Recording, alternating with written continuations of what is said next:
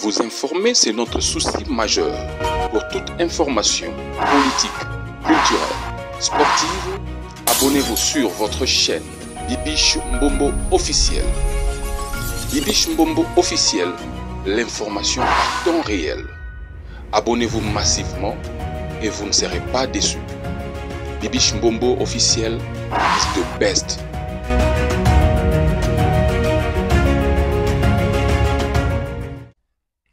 Merci beaucoup les amoureux de Bibiche Mbombo officiel. Est-ce que ça va chez vous?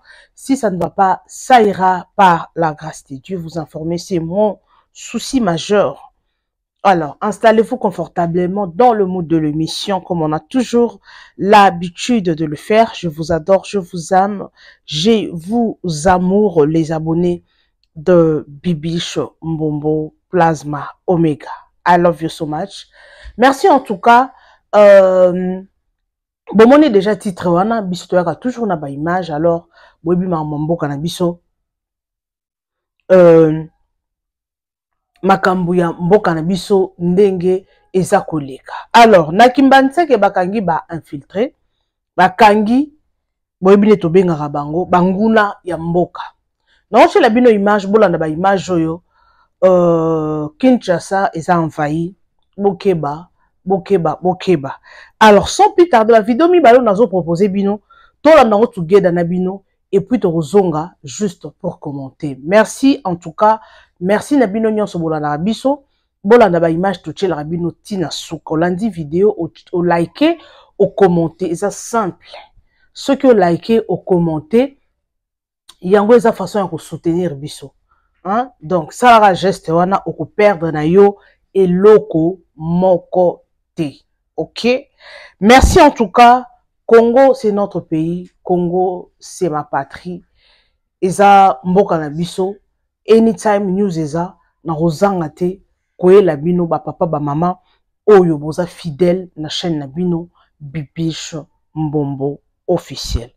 Alors deux vidéos on a la bino to landa na to découvrir ce qui se passe dans notre pays. Ok, alors sans plus tarder, let's go.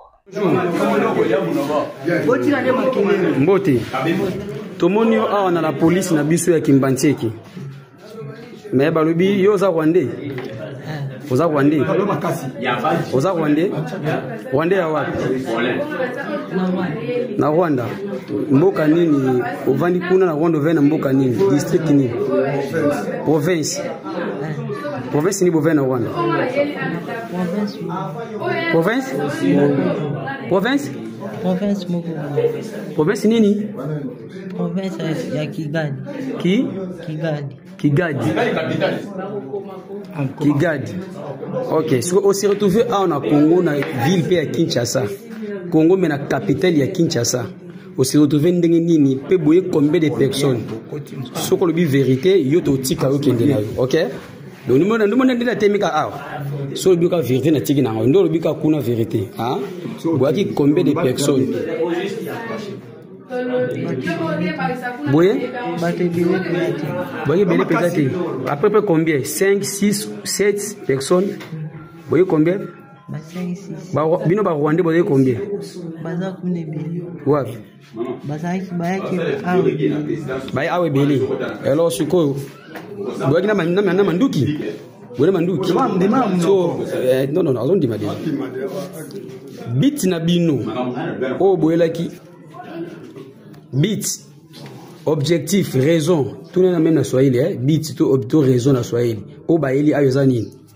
Hapa Kinshasa natafuta kitu gani? Hapa Kinshasa natafuta kitu gani hapa? Unafanya nini hapa? Eh? Ndasema hivi, wewe atoka njukule fasa Rwanda. Mnafika hapa Kinshasa. Joseph Kabila ndiye azali tata ya insécurité responsable. Tata na Chenios Moboti Kolo hein Kolo insécurité Kolo insécurité dans l'est ya mboka. Donc on est un accord signé entre le gouvernement et SNDP en 2009, accord signé entre le gouvernement et l'M23 en 2013 et loi d'amnistie au gouvernement a Pesaki en 2014. Trois bases wana accord signé entre le 23 mars 2009 entre CNDP na gouvernement na Goma tokotanga yango côté na bango nani a représentant qui CNDP kombo na yaliawa côté na biso je crois de la qui côté gouvernement da qui le mochibana batunyo swana nanu bakufite totanga document yango Congolais, on ne peut pas être expert en sciences politiques si on n'est pas expert en histoire politique. On ne peut pas être expert en sciences politiques si on n'est pas expert en anthropologie et sociologie politique. En histoire des relations internationales. Jamais. Signé Désiré Kamanzi, président, côté ya CNDP. Côté Nabiso, Raymond Chibanda, ministre de la coopération internationale et régionale. Témoin, son Excellence, M. Olusegun Obasanjo, co-facilitateur envoyé spécial du secrétaire général des Nations Unies pour la région de Grand Lac. Son Excellence, M. Benjamin William Nkapa, co-facilitateur pour l'Union africaine et de la conférence internationale sur la région de Grand Lac. Document authentique. Document authentique. Nalingi pala kisangai que nakosi totanga ikambo moko na moko bandeko. Boyoka. J'informe aux Congolais que Congo c'était kamaka. Congo était kama. Na Kabila. Tshisekedi azande kolinga ko exercer droit de rachat na ebite soto okoka. Na comprendre bien makambolo bate. Congo ese kabwana, Congo ese tekama na ba akoro na inatanga. Sikoyo Tshisekedi azako kuta mboka ese tekami. Est-ce qu'akoko somba yango parce que droit de rachat na Israël. Depuis 6 ans, c'est même ko souligner yango. Bateka yango 6 ans mke. Donc Tshisekedi na pouvoir. Est-ce que na 6 ans ya Tshisekedi akoko somba mboko bateka kina mutu ya bateka ki to komona yango na bino ba Congolais. Parce que en Israël, naza pasteur na banabino boyeza ki mutu soka teke loko na ye adana droit de rachat. Mais siko Tshisekedi mutu ateka kite ya exercer droit de rachat ndenge nini? Kabila pesa suna pouvoir te akozongi sa droit de rachat ndenge nini? Congolais mboka na ese kama kala. Ese Congo ese kenda kala. Ete kama ndenge nini? Alors, Tolanda. Même na lingaki yo banda utango tana ngopa yanga unaza ko interpréter. Moi je peux lire le résumé hein. Voici ce que dit l'accord grosso modo hein. Le gouvernement accepte de céder 43% des postes de commandement militaire au nord Kivu et 39% des postes de commandement militaire au sud Kivu à la seule communauté Tutsi. Est-ce que là Makambo va communiquer d'accord aux Anangwana? Au moni accord au signé en 2009, batika ki un document de règlement au bakoya ko accomplir. Oh yo zotange ezali basali document de règlement. Oh yo nazo tangela yo ezali débit, il y a option lever awa nde se accomplir kuna abaka na ministère. Zwasko kakawana. Ba pesi combien de pourcentage? 43% des postes de commandement militaire au nord Kivu et 39% des postes de commandement militaire au sud Kivu à la seule communauté Tutsi. Ba pesi kaka na batuti. Kagama zobele la zoya na Congo pona nini bozo nyokola batuti pour ne prendre que cet aspect. Mais batuti yebisanga tribuni na Nord Kivu ya Congo OSC zoa 43% na 39% na commandement sécurité na des provinces wana koleka bango. Bakosi biso to bunga différence entre minorité sociologique na majorité politique. Au moins école na bino koza les amu nene. Ça, c'est la majorité sociologique. Mais ceux qui n'ont commandement à l'État, ça, c'est la majorité politique. Aujourd'hui, à l'est du pays, n'a commandement armé. Et colonie n'est pas majorité n'a commandement. C'est les Tutsis. Mais qu'on veut nous présenter comme une tribu, on est allé maltraité. Mais est-ce qu'au moment où vous montez, tant que vous avez un président, n'a depuis ça qui il y a quelques mois, à l'obaki qu'il y a un président à Congolais, nyonso, à l'ingité qu'au discrimination entre Bikolo et Amboka. Vous allez que ça là, est-ce que vous avez que ça pour renforcer sur moi un contre Batuti? Nazo tanga accord, je ne fais rien. Nazo tala botala ndenge mboka ete kama. Tanga kasako. Siko ndenge nini Kabila da responsable. Siko Félix Tshisekedi Antoine Tshilombo akoyeba ndenge nini lelo que 43% commandement ya Nord Kivu, na oyo musu 39% et pesa makande na CNDP, pour CNDP yangonde M23 obuna siko. Ebisanga. Maintenant les militaires oyo bango ba pesa ki ba grade. Baza ba militaire na bango to ya mboka. Tanga ngana tanga règlement aux résumé et alors maintenant tous article point 3 balobi boy. Par ailleurs les partis acceptent le principe de participation du CNDP dans la vie publique de la République démocratique du Congo. Ça veut dire ton dimi ko zwa bateau to be ska ba mener élite politique té ba titre académique na bango to éviter parcours na bango to éviter mais via un accord ba komba excellence ba komba ministre ba DG sans problème. Il y a pas un danger pour l'avenir du Congo. Donc il t'en a mis balle. Maintenant, point DD des prisonniers politiques. Les CNDP s'engagent à produire dans les plus brefs délais la liste réactualisée des membres prisonniers politiques. Il y a ça gratuitement. ba Congolo ba yiba ke loko kaka likuta $100, $200 ba mutu 20 baza 10 ans 15 ans na prison. O ba bomba Congolais, c'est indépendant ko pesa liste na batone ba bimi sans problème. Malgré ma bénion Soubassali, Namboka. Le gouvernement accepte la création d'une nouvelle police des frontières sous le commandement du M23 afin de les protéger. Le gouvernement accepte la création d'une police des frontières sous le commandement du M23 afin de c'est la décentralisation ou la balkanisation de l'armée. C'est le point 5.2 de l'accord. Les partis conviennent du principe de la création d'une police de proximité, attendu comme branche de la police nationale congolaise, à l'écoute du peuple, à la base et au service des services. Police nationale et les services décentralisés, les administrations centralisées de l'État. Denis va créer des polices déjà. Des polices, Congolais Tanga, on peut s'en attendre. Les partis conviennent du principe de la création d'une police de proximité.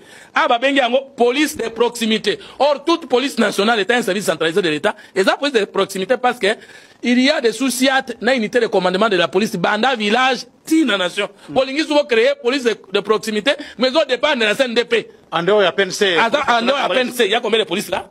Bateka police, Bateka sécurité, Nana Sali Yango, Joseph Kabila, responsable numéro 1 à Balkaniza, contrôle, unité de communication, de commandement de la police. Or, armée, police, service de sécurité, et gagnakate, ce qui est une unité à commandement. De la idéologie, unité de commandement et équipement. Alors, tu as besoin d'équipement, ce qui unité à commandement est ekosimbate parce que yo lingo bombarder baningo kaisi batana masina ba signaler bango azaki na masina balongwa bakomi na matete ata bombarder kuna ata utana ba minduki ya kitoko ndenge nini ezo bango continuons. Alors maintenant ba créer combien de police, deux polices, une police de la nation, une police du CNDP. Alors to moni siko balobi nini ndeko congolais yeba ke basali milice na kati armée reconnu par le chef de l'État. Ah balobi gouvernement a déclaré. Le gouvernement accepte de décréter la partie est du pays nord qui vous cite Ituri, Otiolé, Maniema et Tanganyika comme étant une zone sinistrée et bénéficiera d'un statut d'administration particulière, d'une autonomie fiscale et financière et d'un concept sécuritaire particulier sur la gestion du M23. Est-ce que Maniema, depuis cette constitution, est allé dans l'Est du Congo? Maniema est la partie est. Est-ce que Maniema est dans l'Est du Congo? Maniema n'a pas dans la katikati. Ndenge ni remo chibanda kene kondima, obenga yango. C'est Bitumba Nord qui a M23 et Zana Nord qui venait aussi de Kivu. Qu'elle vient faire les Maniema ici pour décréter zone sinistrée. Côté Lumami. Et Ituri, Otiolé, Maniema et Tanganyika Nord qui veut de Kivu. Tanganyika ayeko sala nini. Tanganyika ayeko sala nini comme zone sinistrée. Balobi eko ma zone sinistrée et dans l'administration na yango moko il y a l'état la décentralisation tout ça. Bon, est-ce que na Tanganyika to yebi ke professeur na tangwana ba maima pe parce que na ba génération kingu côté ya Ituri il y avait ba rébellion là qui ba côté balobité bazo pesa ba côté nyonso wana na ba Maniema ba côté nyonso wana et là qui na ba groupe armé est-ce que là qui pas 43% ya commandement na armée. Na 39% non sud Kivu et pesa maki na 1,23 au profit d'une tribu. Est-ce que na Tanganyika ka tribu aneza kuna? Est-ce que na Maniema ka tribu aneza kuna? Est-ce que GDO Kungu abundaki na la label ya 1,23? Au moins yo moko sungi biso ko comprendre que mais ba GDO Kungu nyos mais ba kata katanga nyos zaka 1,23 yo moko sungi na question. Ça vient faire quoi ici? Kabila tekimboka te? Kabila bo sekita mboka te? Kabila violé constitution te? Bon Kabila zo ba to sakana na constitution te. Pepe do bito si ba constitution te bangwa simbi yango te. Balongoli na ba prérogative ya constitution ba pese autonomie financière autonomie administrative na un mouvement rebelle et comment il va dans la constitution et ça partition mbokate et ça balkanisation mbokate. Le gouvernement accepte que les M23 donnent les administrateurs des territoires et leurs adjoints, les maires des villes et leurs adjoints, les bourgmestres et leurs adjoints. Les M23 nomment les responsables provinciaux de la sécurité. Disons que donc voilà un peu. Voilà, c'est le point 5.5 ici, d'accord, le gouvernement. On comprend que 1,23 CNDP c'est la même chose. Oh là là, j'espère que vidéo zaki moulai tolandi. Yanga na lobaka makambo yo. Oh tout le monde condamne le président Félix. Que azo kokate, azo salate, a calmer guerre, a salaboye na boye, pourquoi mboka te. Donc avant mambo ya M23 oyo ebanda kala, ebanda lelote. Je ne pense pas que bandi Mikolo. Donc, si je comprends bien, et ça déjà accord, bah signé depuis. Boyoki oye moko alobi. Papa o. Alobi, eza déjà accord, eza déjà signé since long time. Sikoyo. Biso moko ba Congolais. Tozo ya koloba. Président Zoko eloko te. Pour ceux qui ba lobby que non, ba déclencher ba guerre. Ba déclencher Mindoki. Parce que la fois passée, na chela kibino vidéo wana mutumo waza azaki kuna na front azo loba. Il faut batinda ba avion de guerre. Il faut batinda bateau. Il faut bitumba. Il faut bitumba. Oui, bitumbe ko banda. Soki bitumbe bandi ezate ke ba nyamande ba okufa. Soki bitumbane bandi, ce sont les gens au ba okufa. Bande wana biso, batuloko la biso nde ba okufa na ba Bukavu wana na ba Goma wana kuna nde siko place mambo ezali. Nde place bango batubele ba okufa wana. Siko biso to linga guerre. Président pe aza mututi. Yango na ministre yo ki président so bino bozo luka ki autorité o bino bozo luka wana bandeko o biso tozo luka wana na yebana nazala autorité nazala mutu non eza charge eza makabo président pe na ministre azola la bongité ya azo luka cha kimia na mboka azape na oya ye malgré tout ce qu'il a azape na oya ye eza ko déranger. Alors, et biso toko senga kimia. Na moni vidéo mo, faut na lukela bino na sango émission mosusu. Na moni vidéo mo bo balobi ke no bazo luka négociation. Baso na moni Vital Kamerhe azo lo bazo luka négociation. Na éviter so na cause la bino vidéo yango comme ça na ko lukela bino vidéo yango a diminuer no volume. Songa ina koki ko lukela bino vidéo yango. Donc, ezope sa passi. Batumusu balobi a négocier, batumusu balobi a négocier te na ba Rwandais parce que ba Rwandais ba nyokoli biso na ndenge ya kosakana te. J'entends dans la vidéo yango. Ok, Vital Kamerhe sur les pièges et les mains. Notre collègue Adèle, la vice-présidente du groupe parlementaire de l'UDPS, comme notre collègue Mikindo, femmes et enfants dans la rue, maison occupée et pillée. Est-ce qu'il vous faut une documentation pour ça? Est-ce qu'il vous faut une documentation pour savoir que Goma c'était une boucherie humaine? Les Nations Unies parlent en 3 jours seulement 900 personnes. Une semaine, 2000 personnes. Est-ce qu'il vous faut vraiment encore autre chose pour comprendre que dans l'ère avancée vers Bukavu, c'est la désolation dans les territoires de Calais, c'est la mort dans l'âme que les gens vivent et se demandent mon tour interviendra dans combien de temps? Si vous vous mettez à la place de nos compatriotes du Nord Kivu, du Sud Kivu, et j'ajouterai même de l'Ituri, vous comprendrez que le temps n'est pas notre meilleur allié à ce moment. Il y a un sommet qui est convoqué, sommet conjoint qui est convoqué le vendredi, auquel prendra part le commandant suprême président de la République démocratique du Congo. Il est donc urgent que nous puissions lui donner les fruits de la réflexion qu'il a sollicité par écrit auprès des 2 chambres. Le document a aussi le volet militaire. Si vous pensez que nous avons abandonné le volet militaire. Le document a le volet économique et de coopération régionale. Parce que nous savons que toutes les guerres finissent un jour et de laisse place à la reconstruction. Mais l'antidote de l'insécurité de la guerre, c'est le développement. Et nous avons des exemples à travers le monde où les gens se sont fait la guerre à 3 reprises, la France et l'Allemagne. Mais puisqu'il y a des intelligences qui se sont levées, et voilà aujourd'hui que ces 2 pays sont devenus un couple allemand. Volet économique, pourquoi? Parce que si nous avions profité de la trêve de 2013 à 2024 pour construire des grandes infrastructures partant du Nord Katanga jusqu'en province orientale, les groupes armés manqueraient de la main-d'œuvre. Les gens travailleraient. Si on avait mis à profit pour construire des barrages, éclairer des villages, si on avait mis à profit pour donner de l'eau, construire des routes, il y a même des cartes de route qu'il faut absolument mettre en priorité. Aujourd'hui que l'axe Goma-Bukavu est fermé, qu'est-ce qui nous reste?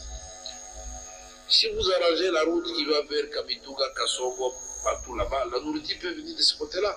Si vous arrangez Chabunda, Chabunda va vous donner des riz à Bukavu.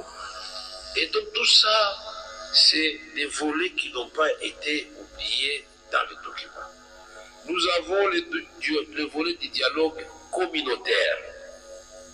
Vous le savez très bien, ce n'est pas une spécificité seulement du Kivu, du Grand Kivu, ou de l'Ituri ou de la grande province orientale.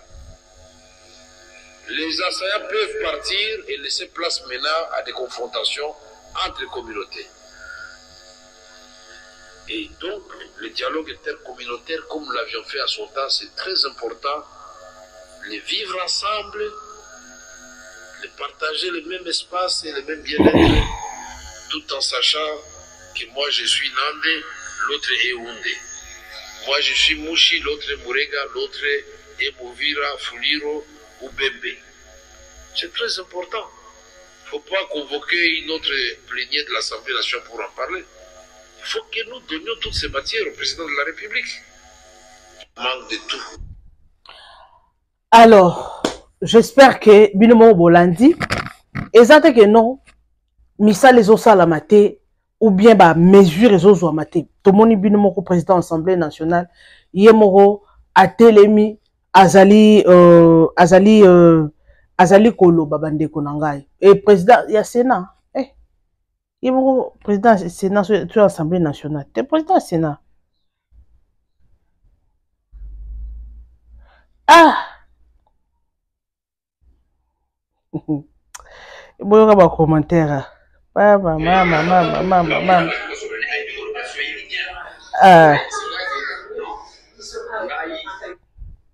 Bandeko.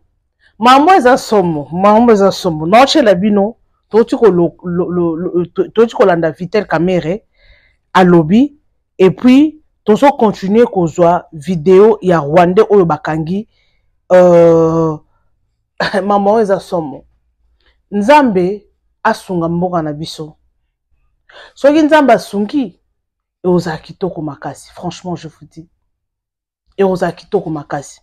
Donc on senti Congo eza envahi na ndenge moko ya somo. Donc Vital Kamere a soulevé le moko très important. Alors biloko nyonso na bazo revoir ango mais tisiko to ebité. Babi banzela nyonso na donc faut ba bongisa banzela bakota ba Bukavu bakota ba soki ba komoni na tangi wana po biloko et ya ba place wana eza ba place mo sa agriculture pardon bako lo na biloko bako sa ba production ya biloko po Congo na biso donc eza côté social quoi biloko ezala bien ba lona ba loso ba fufu ba masango et tout po soki ba loni nzela eza bien nzela wana na facilité au mona que non, Congo, Kolia, et c'est le côté. Loko na bamboko, Kolia, et c'est le côté. Masangu, et c'est le côté. On sentit que non, biloko, eza. Misuni, eza. Ngombe. Biso ako tokoma, na Afrique du Sud, tokoma ko bayi, on mène ko bayi, tokoma ko bayi biloko, neti ma misuni wana. Bon, c'est pas que non, zoko ko loko, wana nzele, toko liango felete. Eza nango na primo abordable. Si on a pour ça 10 kilos à Moussuni, yo, 20 kilos à Moussuni, yo, on a pour ça carton à soso, et dépend de quand on a. Mais na Congo, soso est à luxe. Moussuni ngombe, c'est trop cher. Pour lier mon ngombe, on sentir que non, mais c'est trop cher. Si tu as ton argent, au collier na yo. Mais pour l'année, awa eze ebele po nini élevage eza makasi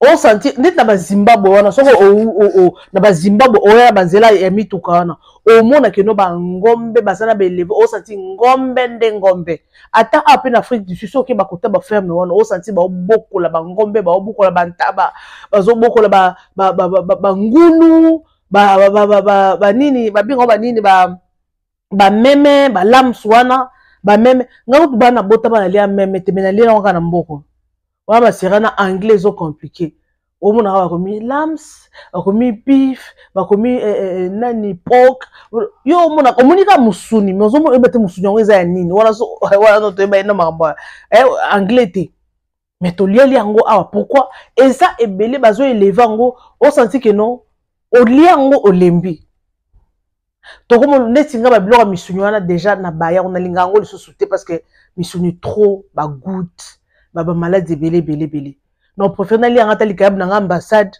na kalinga on azo doda muke ozuma ndakala nozo lia moi muke pona nini misuni eza tellement ebele soko lobi landango okobela po ndesi ba ngulu eza ngumwe so lingo ngulu okolia ngulu mais c'est pas au Congo yango eloko balobi banzela soki bafongoli banzela basali banzela ko permettre à ce que bazo élever kuna ba ferme bazo lona on senti que no biloko zo facilement masangu on senti que ekola masangu mati pona nini et comme trop cher pour ba lona ça va prendre du temps et mon na marché te biloko nyonso wana oui toyoki ndinga lobi nyonso zo faire partie ya développement ya mboka soki biloko nyonso wana eza bien banzeli eza bien et lona mi congolais petit peuple surtout yé pa na eza kaka biloko kolia nzele ezala bien transport ezala bien courant na eza bien mai ça on a facilité au moins que non mutu asa batu ba lela na bango te au moins que congolais akolela na yete bomoni rebelle wana akoti ndengeni na chele bino vidéo le début boki rebelle wana akoti akomi na Congo ndengeni na suko na bate ba Rwandango ba koloba lingala bo meka mpe ko expliquer ngai ba Rwandango ba lingala pona moni obeta mo lingala moko na ebite ba lobise aloba na makasi to ni ba Rwandais bon na ebite soki aza Rwandais o ya kola na Congo parce qu'il y a des Rwandais au Congo aza Rwandais mais aza na Congo parce que na Rwanda kuna pe il y a aussi des Congolais na Rwanda la fois passée na chela bino vidéo na chela bino vidéo ya nini ya na chela bino vidéo ya nani